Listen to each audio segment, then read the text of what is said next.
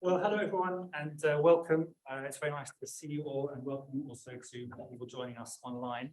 My name is Paul Anderson with the Centre of Islamic Studies, and we're delighted to welcome you all to this, the first of our termly seminars that we're running every fortnight this term. And I'm particularly delighted to introduce my friend and colleague, Dr. Andreas Bandak from the University of Copenhagen. Dr. Bandak is the director of the Centre for Comparative Culture Studies at the University of Copenhagen. He's an anthropologist who works on Syria and Eastern Christianity, and he's particularly interested in themes of prayer, sainthood, temporality, and history, and the idea of the example and exemplarity. He's very well published, the author most recently of Exemary Life, modeling sainthood in Christian Syria, which has come out recently with the University of Toronto Press, and also several edited volumes, The Politics of Worship in the Contemporary Middle East, another called The Power of Example, with the Journal of the Royal Anthropological Institute, Ethnographies of Waiting, with Grimsby Press, and The Social Life of Prayer, with Routledge, 2021. And most recently, I recommend a special issue on urgency and imminence, also continuing the theme, thinking about time and temporality.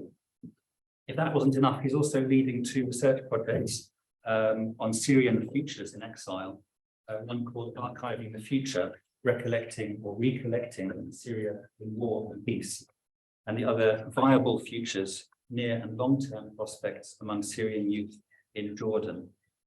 So we're delighted to welcome you and to talk about modelling sainthood in Christian Syria.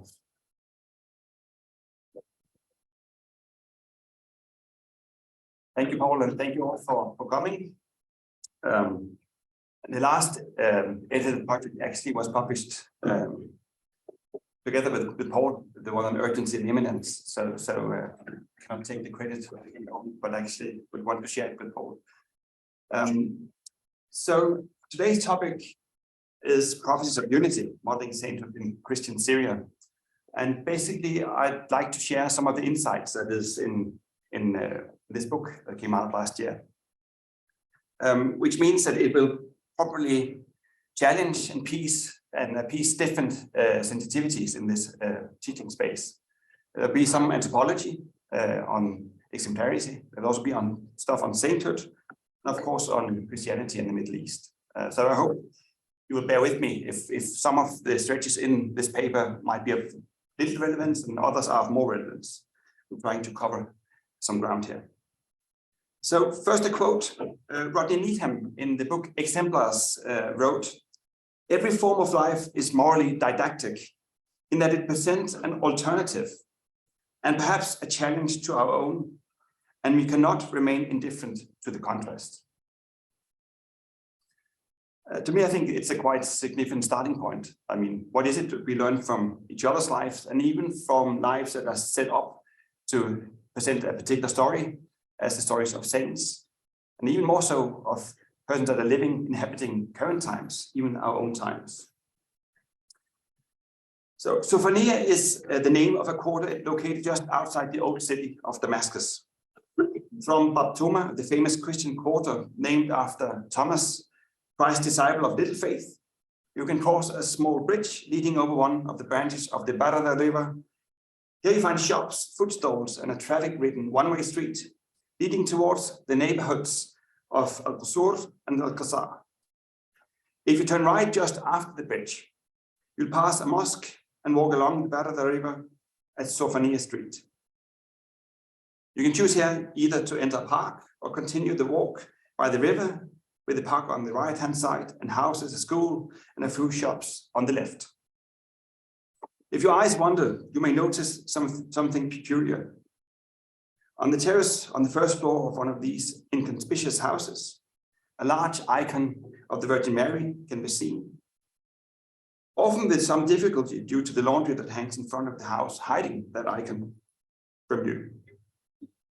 If you approach the house, you'll notice the same icon in a postcard format.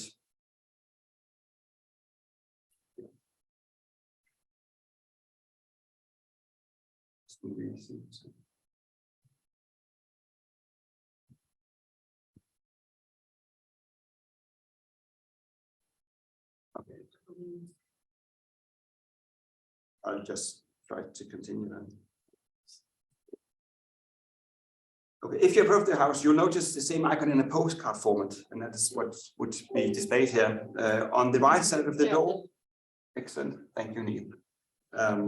Behind the glass screen, prayer card, where it's written, I say the Souvenir, Jan Boer had said, Our Lady of Souvenir, source of holy oil. It's of course possible to dwell on the icon with more focus. The Virgin Mary is holding the baby Jesus in her arms, and below the image, this inscription is written. If you stand in front of the door, you may see passersby touch the screen in a devotional gesture. Some may also kiss the fingers afterwards. If you take a closer look, you will see a notice board where a schedule in Arabic announces visiting hours. The home is open, the schedule announces from 10 o'clock until 1 o'clock, and again later from 2 o'clock until 8 o'clock in the evening. Daily prayers start at 5 o'clock in the evening, and a 5 o'clock mass is held each Saturday.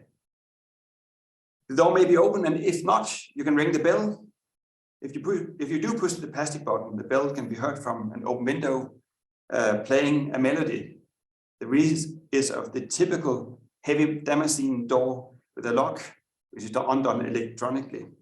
We say click, and the door will open slightly to some 10 centimeters.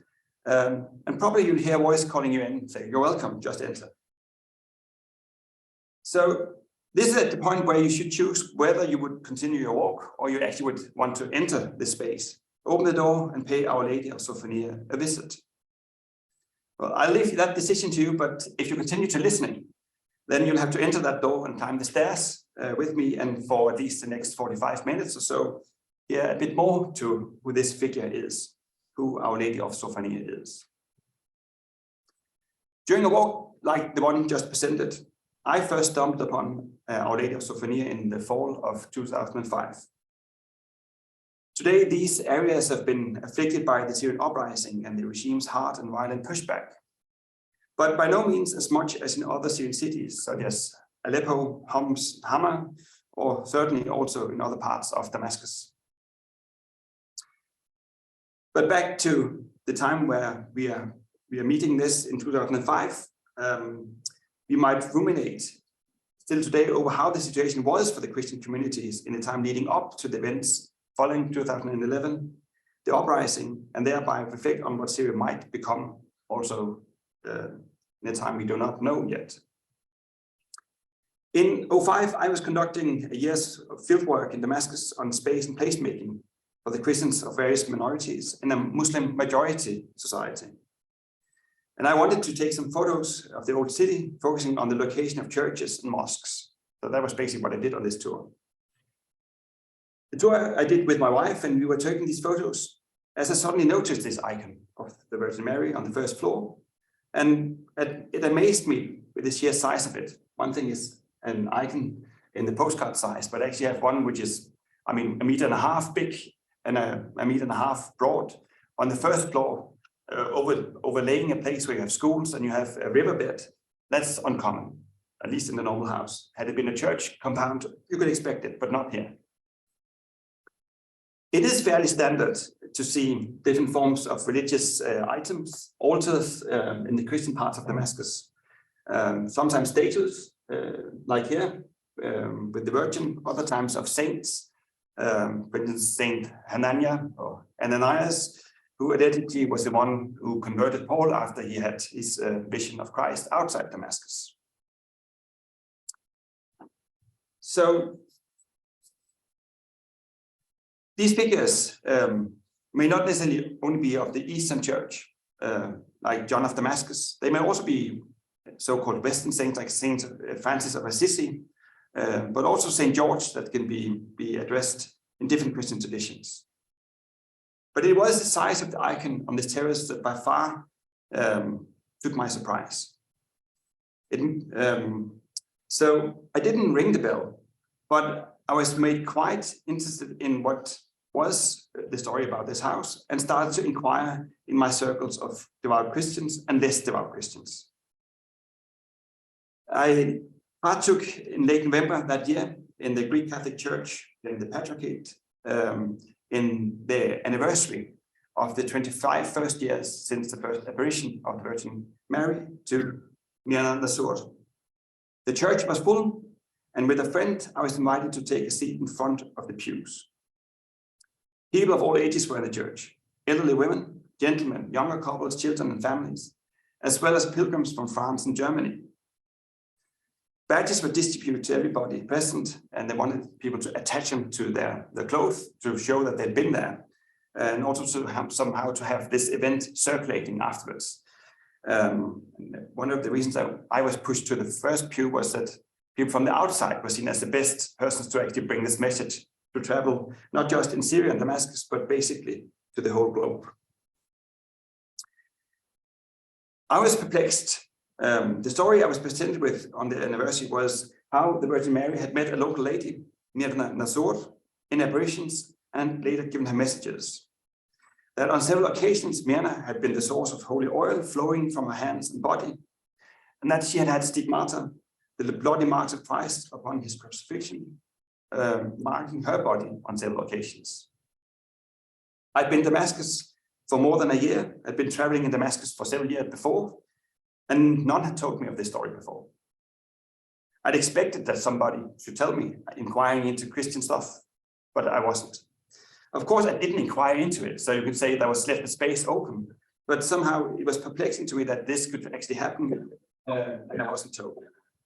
So I decided on that day that I would come back later, focusing on this as a separate field of study and complete my studies on placemaking first. So in 06 and 08, I returned and did studies for weeks and months, and then I spent a large part of August 2009 focusing just on this devotion.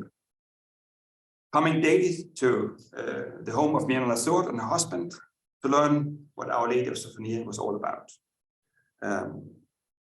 And this book is part of the result. The book Exemary Life is about examples. It contains a sustained reflection on the role of exemplarity in human life from an anthropological perspective. It examines the use of a particular life of a woman in Damascus, this Myrna Nazzour, to instigate a certain life to be emulated. As such, the book probes the power of examples and the modeling of sainthood around Myrna's figure. Myrna is regarded by her followers as an exemplary figure, a living saint. And the messages, apparitions, stigmata, and oil, which have marked Myrna in various ways, have corroborated her status as chosen or selected by God himself. These phenomena are regarded by the followers as miraculous signs, divine interventions in their local reality in Souvenir, Damascus. And this, in their reading, attests to the grace of God. Furthermore, they are seen as an invitation to live a life in God's nearness. The messages Myrna has received from the Virgin Mary and Christ center on different aspects of devotional life, frequently on prayer, on joy, on suffering to be born, on participation in the suffering of Christ and the Virgin Mary, and of course, of service to fellow man. However, most centrally, the messages underscore three tenets as heart matter by being repeatedly mentioned by the Virgin Mary in visions and apparitions, namely the question of faith, iman, unity, wahda, and love, mahabba. These three tenets are seen as directed not just to local communities in Damascus, but basically to the world as such. And in some of the messages that they have recorded, Christ says that there will be a light that will radiate the whole world. It will start in the east and then emanate to the west. So they craft this narrative around these core tenets, but use all these kind of small stories that is presented as a way to fabricate not just this biography, but a hagiography around Myrna. In a Syrian context, but also more widely, Damascus as a locality holds a particular place. Christians, for sure, will know the story we read in Acts 9, chapter 9, verses 1 to 31, how St. Paul was blinded on his way to Damascus to persecute Christians, and then later, by intercession of Andreas, he was converted and became the exemplary missionary with the Gentiles.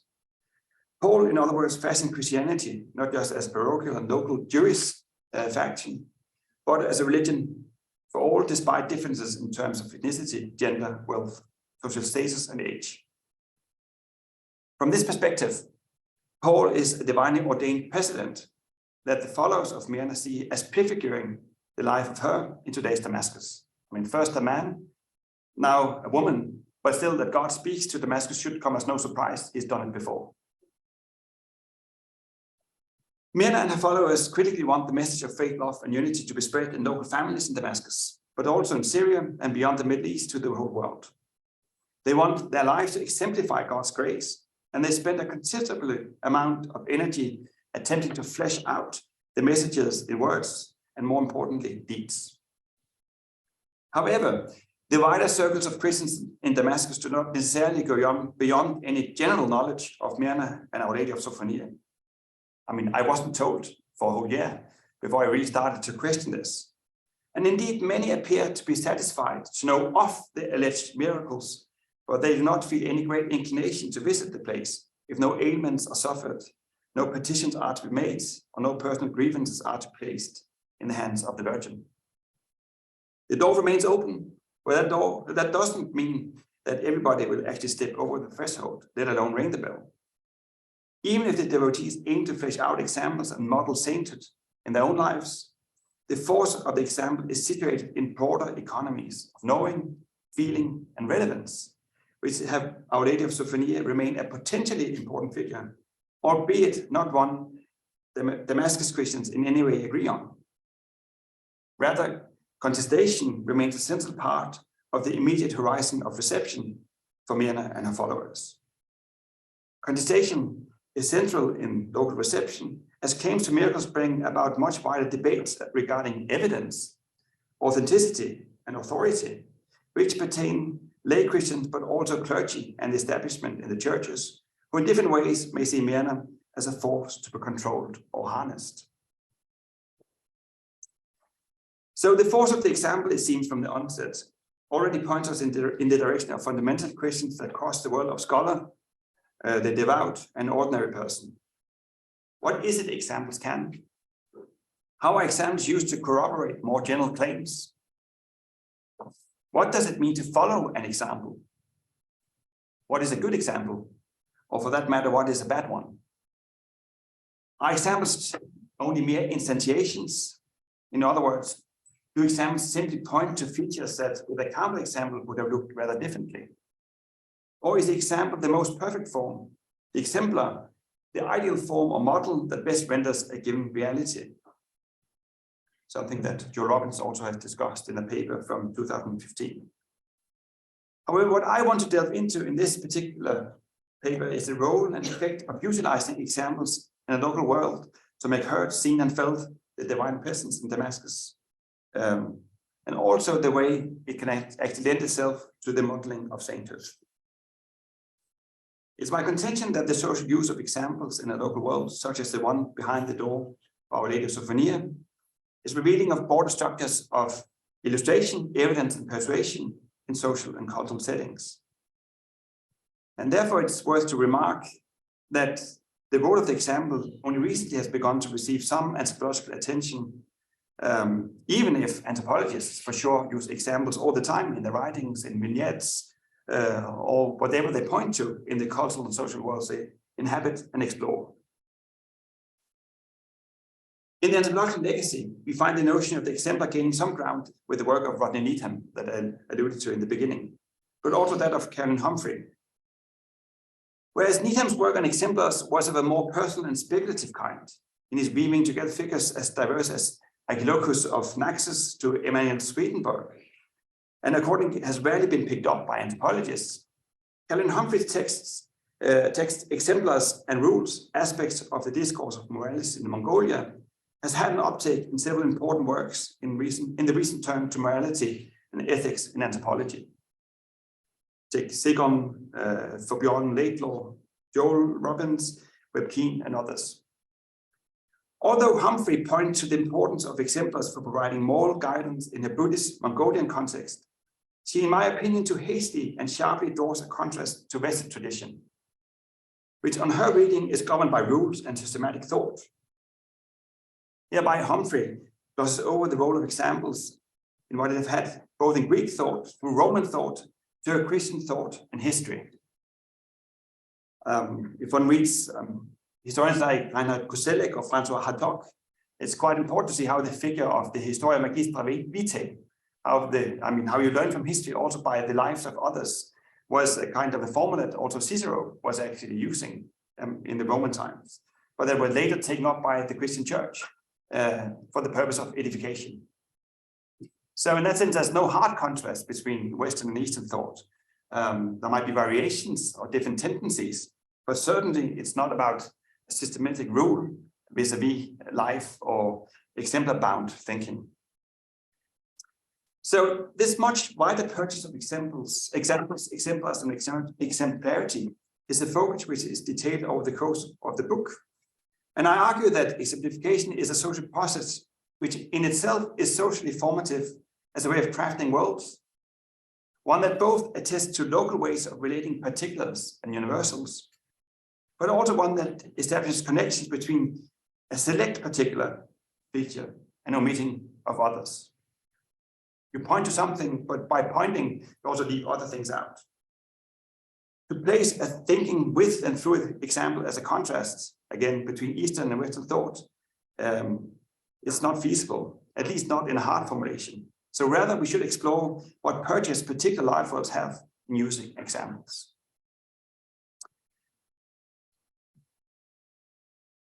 Yeah.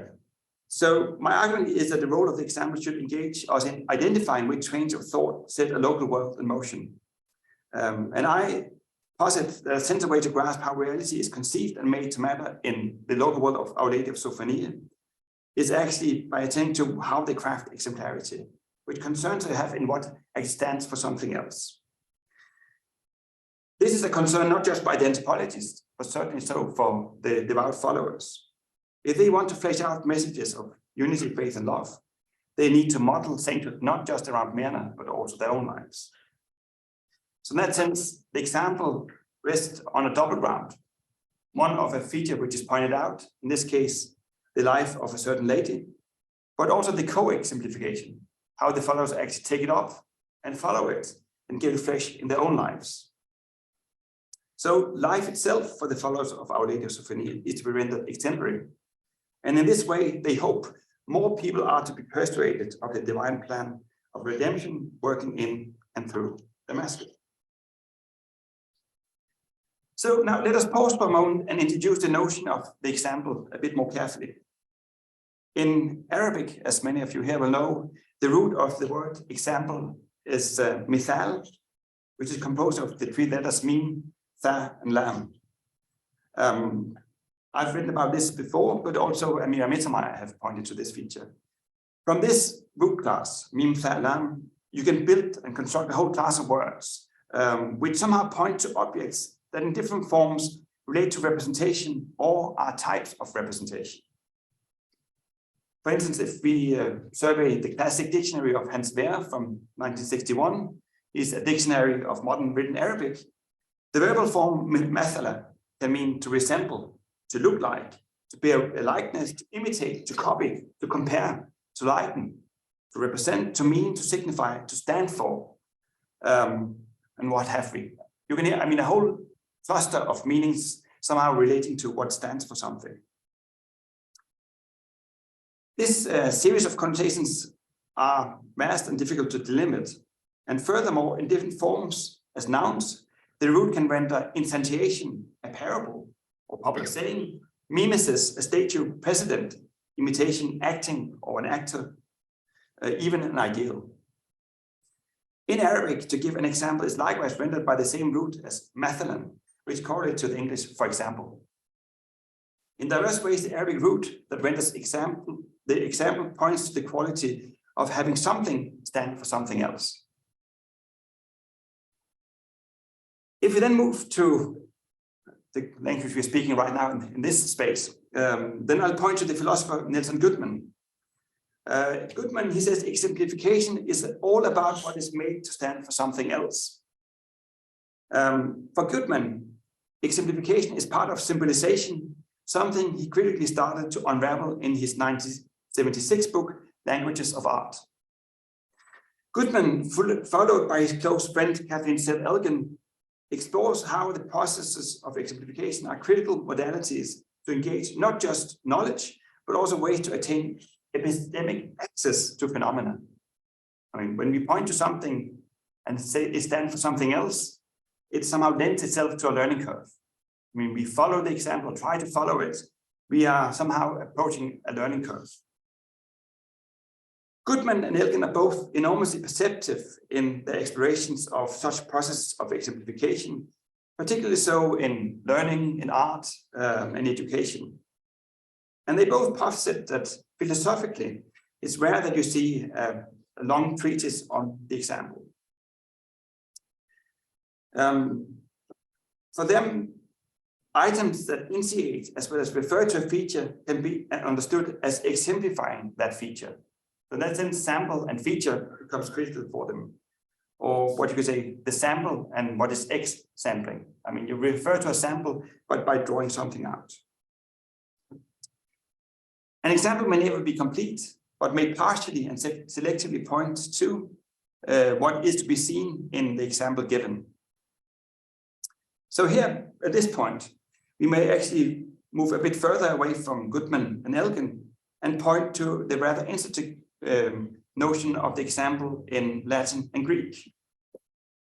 If we focus on the Latin root of example, it comes from the Latin exemere, which means a cutting out, an incision or sinking out from a hole.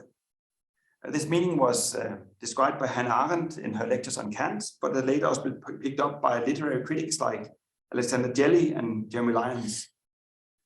In order for something to stand for something else, that is to become an example, cutting out is needed. You take it from one whole, focus on a select feature, and then it stands for the whole. But that incision, that cutting, is itself part of the exemplification.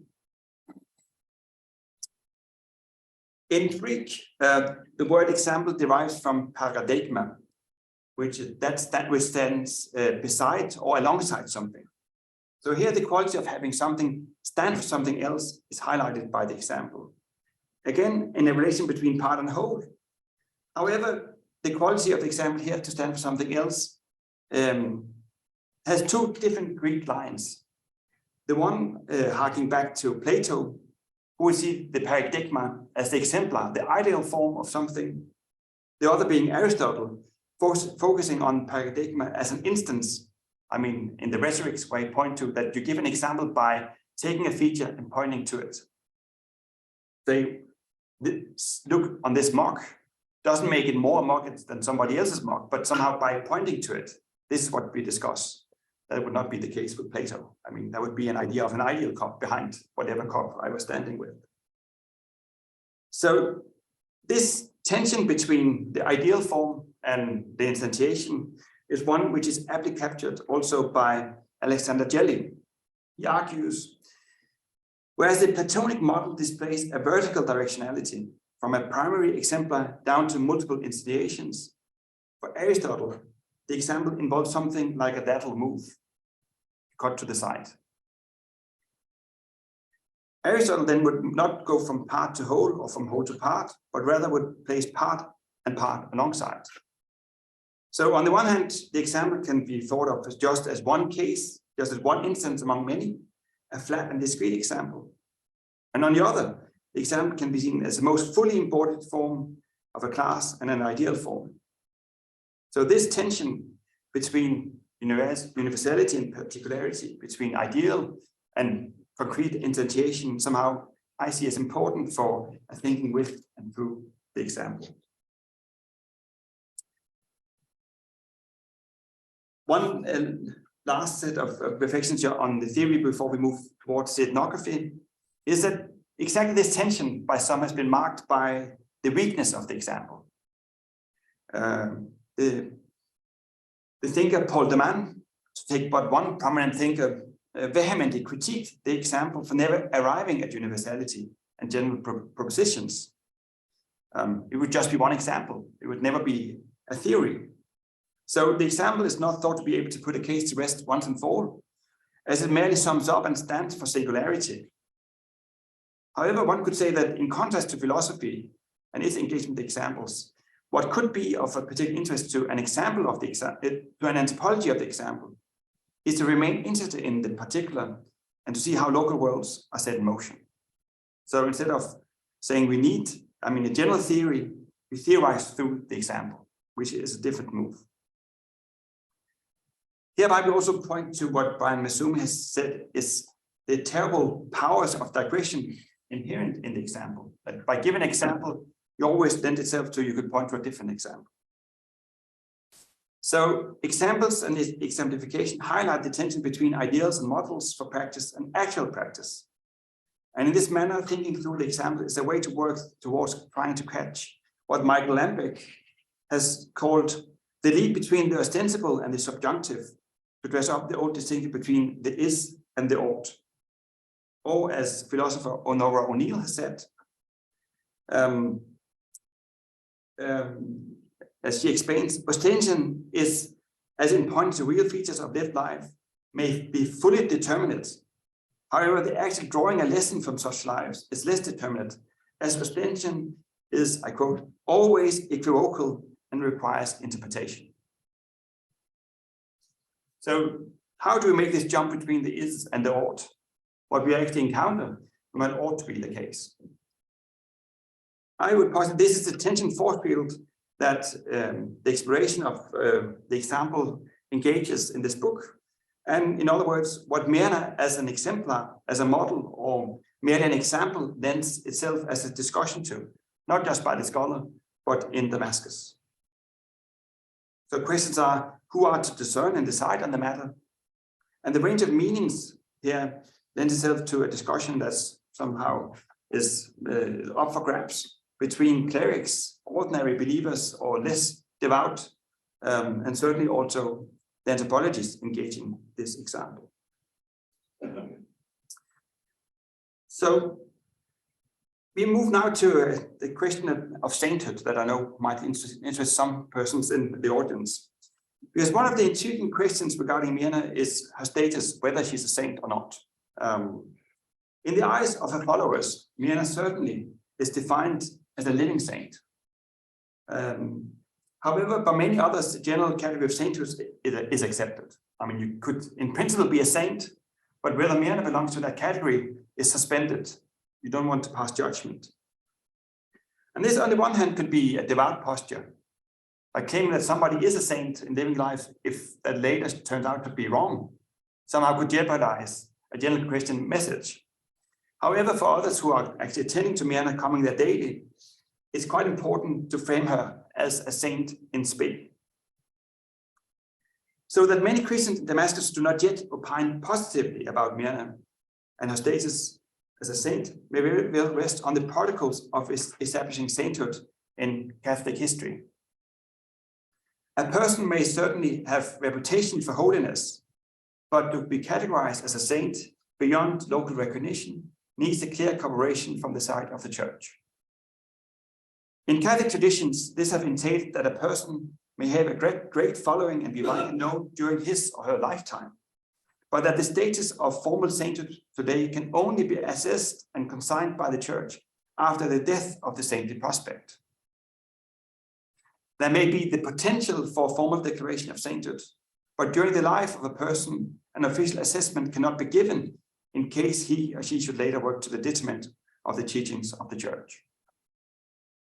The famous Catholic theologian David Tracy has captured this danger quite aptly. He says, on the one hand, the authorities wish to honor and encourage exemplary models.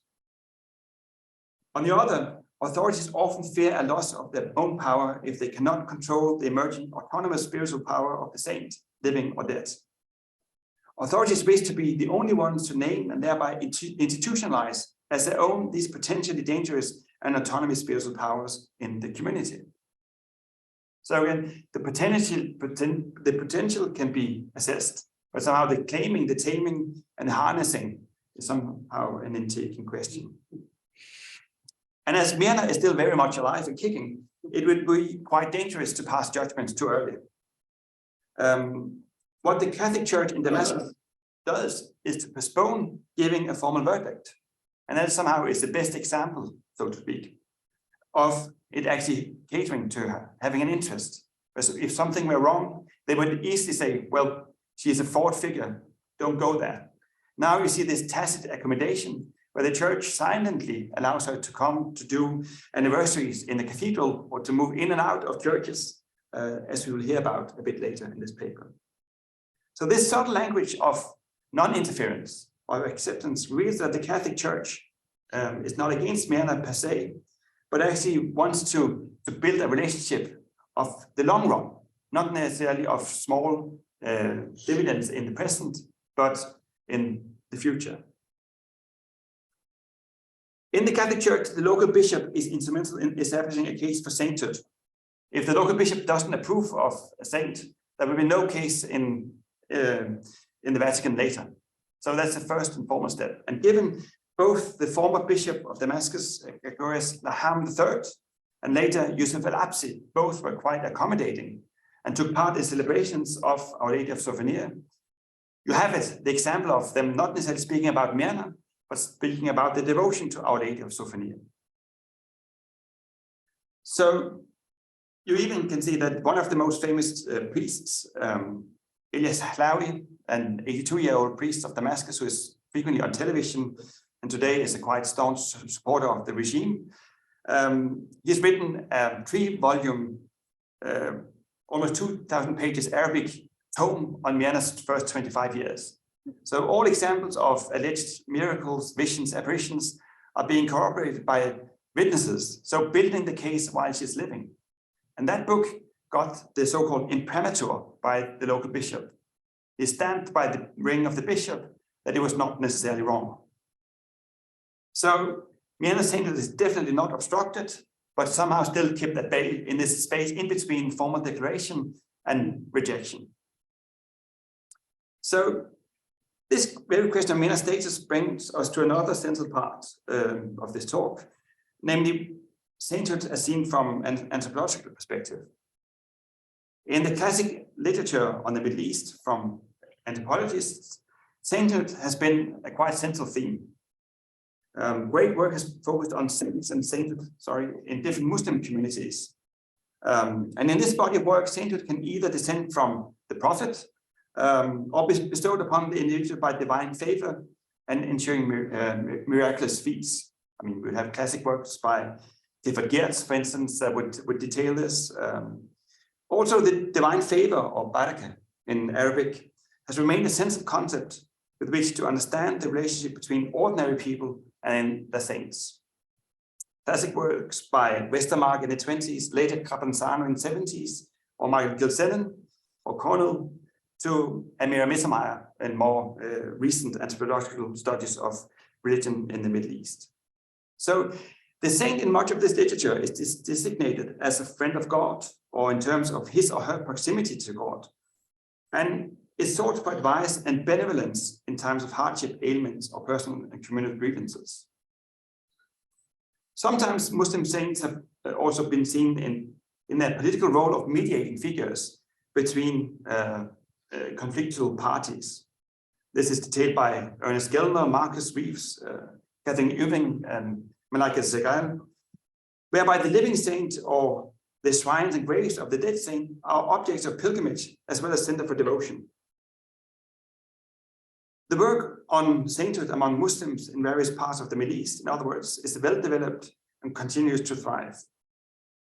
Conversely, so far only little anthropological work exists on Christian communities in the Middle East, and far less on Christian conceptions of sainthood, but with the notable exceptions by the work of Angie Heo, or Billy Jansen, Anthony Shinoda, and Glenn Bowman. So this is where this book somehow is trying to push some ground. So let's now move to, if it's all right, to some of the ethnography. How did it all start? Well, according to the established narrative, on the 22nd of November 82, oil started to ooze from the hands of Myrna Nazzour. Myrna was praying for her ailing sister-in-law. She was suffering, and suddenly oil started to exude from her hands. Not only did oil flow from her hands, but her sister-in-law was cured as the ailment on her body was anointed with the oil. This happened to Myrna's great surprise. She both told me, and it exists in both recorded interviews on paper and YouTube or what have we, that to her big surprise this happened, and she did not quite know what to think. This was apparently only the start of a series of miraculous incidents that were to happen. Myrna's mother had long had an aching back, and now asked Myrna to pray for her too. And Myrna did so for 3 days. And in that period, her husband said, well, there would be better purposes to use that oil for if he didn't believe it. So again, the story corroborates with the kind of humor, this move from lack of belief to more incidents piling up, that the miracles actually kept coming. So after 3 days, on November 25, Myrna's mother is cured. Later again, oil started to ooze, not just from Myrna, but also from postcard sizes, prayer cards. Which was quite interesting because it was a reproduction, a bad, poor copy that Nicola, the husband, had brought back from a travel to Europe, to Sofia. And it was of the same kind as a hand-painted icon they had in the home in advance. Normally in Catholic and Orthodox tradition, an icon is written on the prayer and contemplation. But here suddenly, mass-produced cheap items were actually exuding oil, not necessarily the original icon. So for them, this actually bestowed further grace to that the powers of the devotion here was apparently so strong that not just items made on the prayer and contemplation, but even the most base material could actually start to exude oil. And allegedly, more than 100 copies that were distributed in the weeks after also started to exude oil. I've seen several where old women or younger males have shown me similar prayer cards with certainly a tarnished surface, but I haven't seen them exude oil while I've been there. But certainly the story is existing. So what happened then was a lot of attention was attracted. The security forces of the Syrian regime started to come to test this, because not only the church is interested, certainly the security apparatus is afraid of what such a message could actually mean in a fabric where they want to contain everything and ensure stability. And Nicholas, the husband, took the icon to the Greek Orthodox Church, to the local bishop, Bandak, but at first was rejected. Later, they took it to the Greek Catholic pastors of another church that accepted the icon. So here the message of unity starts to become intriguing, namely that in Eastern Christianity, you have the split between the Orthodox and the Catholic Church. The Orthodox Church has been there, with a kind of continuous line, whereas the Catholic Church was introduced much later, after the Crusades didn't succeed. The papacy and also France changed policies and started to convert souls of people who already were Christians, so that being Orthodox Christians. And to this day, the Orthodox Church have huge scars of these kind of missionizing attempts by the Catholic Church into its own subjects. So Myrna and Nicola come from the one from a Greek Catholic family and the other from an Orthodox family. So the mending of unity between both, intermarrying between Christian confessions, but also actually addressing different churches here, becomes one which is mirrored between the messages of unity, love, and faith, but also the actual practices that are carried out. Namely so because the 4 or 5 most important times Myrna have had stigmata, it has been when the Julian and Gregorian calendar have been colliding. Some of you will know the Orthodox Church runs by the Julian calendar, whereas the Catholic Church runs by the Gregorian calendar, which means that Easter frequently is out of sync. So on the streets, most Christians, zealous or not, would see this as a huge disgrace. We cannot even have Easter at the same time. Was Christ sacrificed twice? Was he crucified twice? Would be the normal saying. So what is interesting here is the stigmata came when Easter was joined with the calendar was actually aligned. So now the last section I'll go into is from tours in 2009, where it was decided by Myrna and some of the priests that I knew quite well, that given quite limited number had an interest in coming to Souvenir, they would redirect attention and take the icon from its stand and move it. This is the stand where you have the original icon, and here you have the first icon that started to exude oil. So they would take the icon, place it in a wooden frame, and drive it in a bus to Aleppo. So the month of anniversary, so the 27-year anniversary, was to take the icon from Damascus, where people were not frequent too often, to the Cathedral of Aleppo. However, quite soon, a huge debacle started. Myrna was driving with one of her trusted persons, called Rife, in a black Hyundai Tucson. And the icon was placed in that car with one of the famous priests. And all of the rest of us, 70 persons, were then in a white Mercedes-Benz bus, singing and cheering this 4-hour drive from Damascus to the north to Aleppo.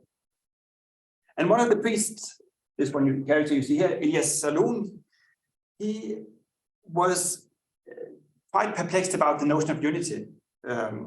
So after initial prayers of Our Father and then Hail Mary, then a prayer of Souvenir called Ya Yesu al-Habib, which is a prayer made out of a saying that the Virgin gave to Myrna that they use on a daily basis. He started to discuss first with me and later with quite a number in the bus. The central problem for Abune El Saloon concerned the fact that Myrna and the icon are not in the same bus as the others. His worry is expressed like this: I don't think we have learned anything during the last 27 years here in Souvenir.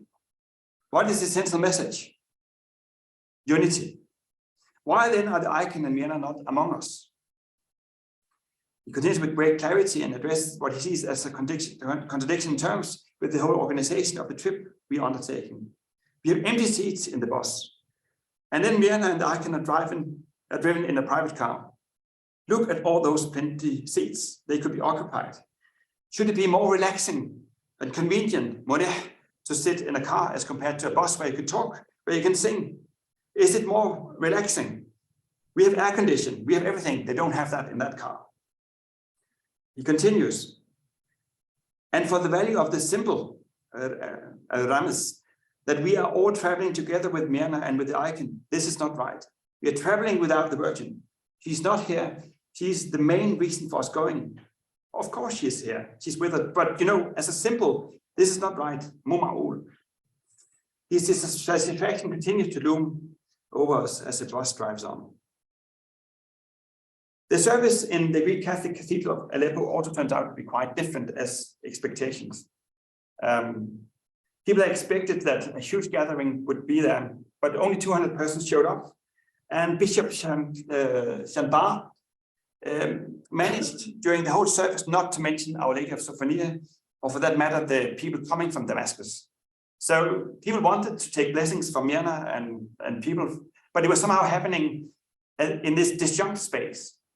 So I'm cutting this a bit shorter.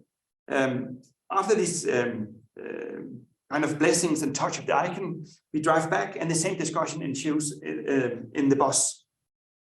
Abune El Saloon, he's asking people to whether they know the bishop and whether they heard the sermon he gave. He ponders the obnoxious character of Bishop Chambat. He was never convinced about Souvenir, but he never went there. I know him. He spent many years in Damascus before he was appointed bishop in Aleppo, and he never placed his feet in Souvenir. Some others joined in the conversation, commenting on the atmosphere. The women say interchangeably, the atmosphere was cold, cold, cold. And Saloon concludes, this is how it is. Many here doesn't want unity, and this bishop in particular doesn't want unity. He would rather have it all remains the same.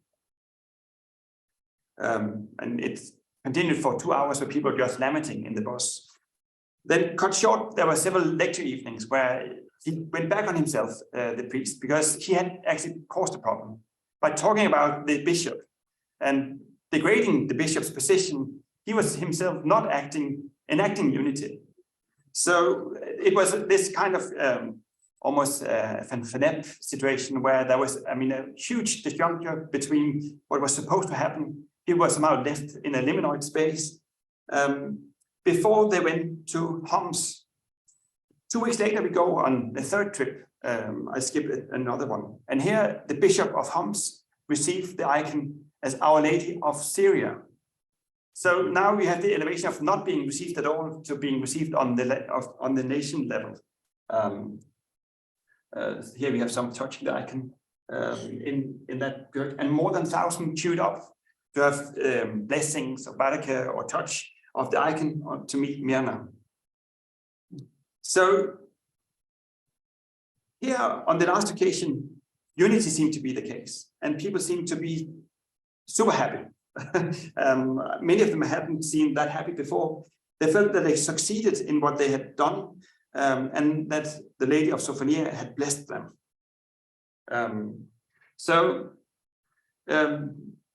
These two trips somehow mirrored each other. They exemplified each other, you could say.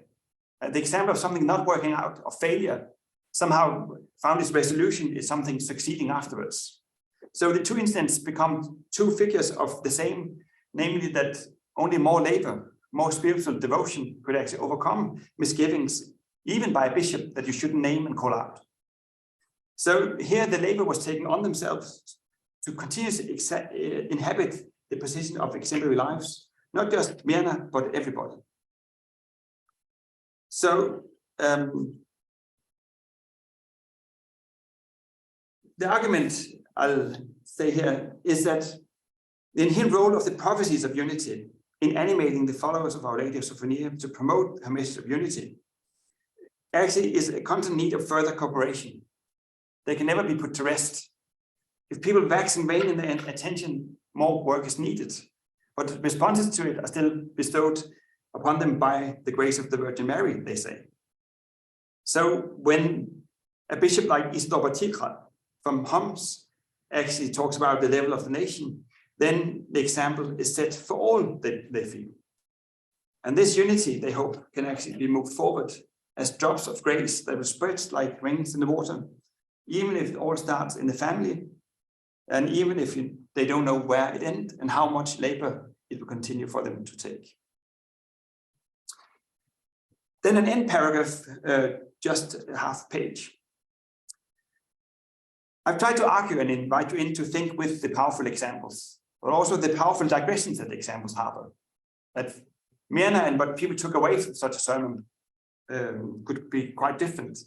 So more than stabilizing a local world, it sets in motion people that actually are moving with or against the example. You could even say that with the Syrian civil war, we've been shown that some examples hold the potential to become global examples. Syria in these years has become an exemplary example for the world as such, but for competing and often mutually conflicting purposes. In the Syrian tragedy, Syria has become an example of a failed state, of endemic incompatibility between Christianity and Islam for some, of Western reluctance to engage in war crimes, of cold Russian speculation in how to corroborate its sphere of interest, and of a world order on the brink of destruction, with the ensuing refugee situation in neighboring countries, in the Middle East, but also many parts of Europe, and even Canada and Australia. Syria here becomes an example, but also lends itself to multiple interpretations. While Syria lends itself as an example for rethinking diverse themes such as those just mentioned, it may be worthwhile reflecting on what it means to say that every example somehow always comes too late. This is a point made by Reinhard Koselleck, who says that with the Enlightenment, we somehow come to distrust past examples.